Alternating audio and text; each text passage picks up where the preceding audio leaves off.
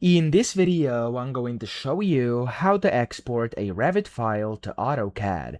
Now to do this, first you want to go to the top left when you have your project open and you want to click on File. From here, click on Export and select the first option, which is CAD Formats. Now when you click on it or simply hover over it, here you can see all your different export formats you can basically export to. And these all are, of course, CAD formats. So you can select whichever one you want. I'm going to go with DWG over here, and that is going to basically ask you for the export setup. You can select this over here or change it, and then of course you can select what you want to export. You can include different things and then click on next over here and you'll be able to save this. Okay, and of course here it says files of type. I'm going to leave it as AutoCAD 2018 and then DWG files. I'm going to leave the name as it is, but I'm just going to change it and of course save it into my downloads folder. In here I'm going to click on OK, and of course it exists, but I'm still going to save, and there we go. That's all you have to do to export a Revit file to AutoCAD. So I hope this video helped you out. If it did,